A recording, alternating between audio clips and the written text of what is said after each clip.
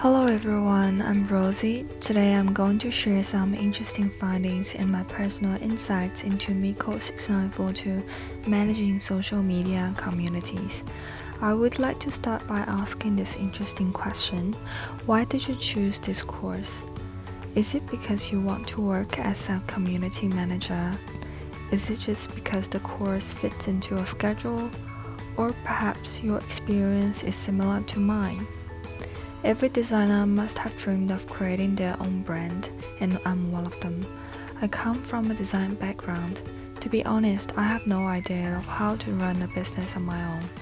Having seen this course on the handbook, I was so excited because I thought I was going to learn about user persona and analysis, which might help me form a basic idea of how to sell my design to different client groups.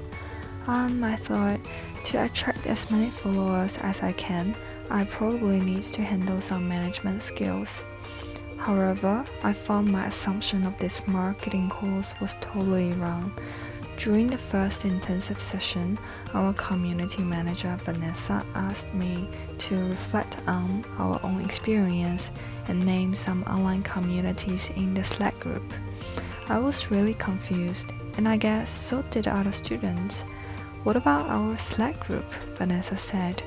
I was so surprised to find that I had already involved in an online community where we, all the students who enrolled in MECO6942, were learning together here, responding to each other, and sharing ideas throughout 6 weeks. I immediately got the idea of what a community looks like.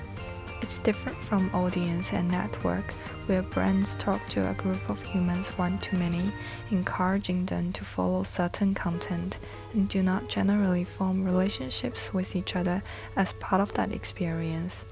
Here, in our Slack group, we treat it as a third place that offers safety, belonging, and shared experience outside traditional classrooms that afford this.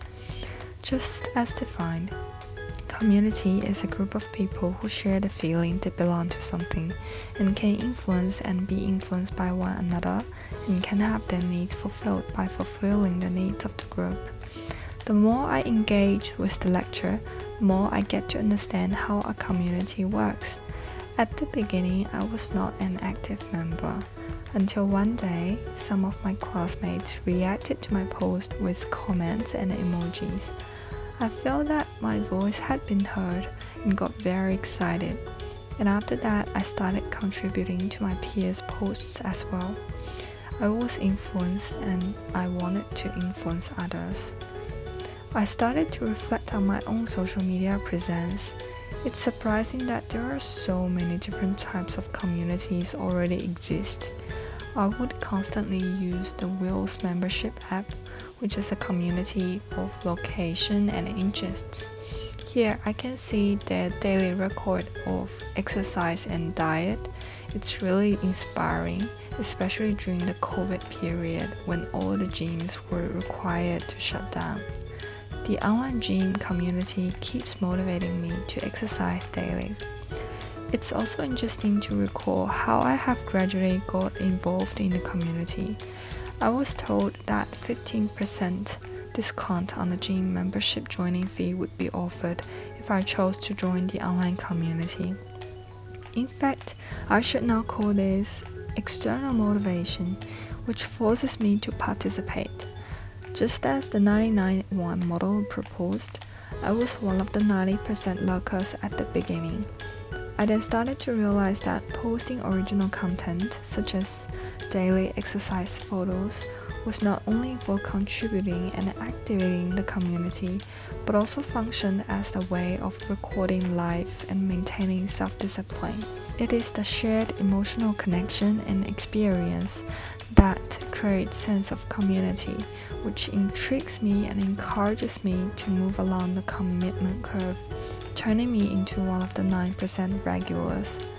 The gym is building constructive habits among community participants by referring to existing social proof, which comes as part of community culture internalized by individuals.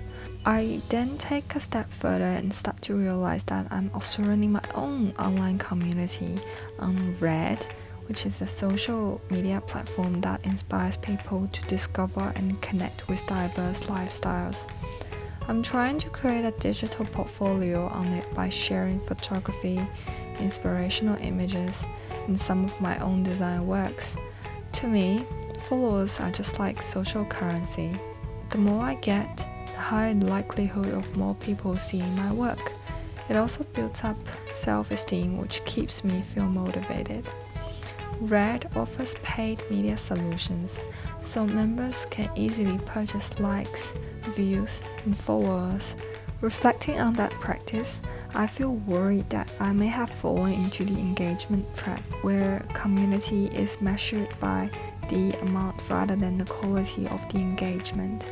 It's true because you can see I didn't get much feedback, comments, and shares. Having learned this trap, I started to change the way I manage my online community. Communities work best for existing audiences. Then I tried to respond as many comments as I can to retain my regulars. The retention rate was rising. What's more, my reactions attracted many newcomers to stay, which proves the theory that timely responses are key to initial return rates. Surprisingly, I noticed that some of the regulars started to tag others under my post. Some of them would tag me and thank me for being their inspirations. This is probably one of the lagging indicators for success in activity measurement. The theory I learned in class really applies to real practice.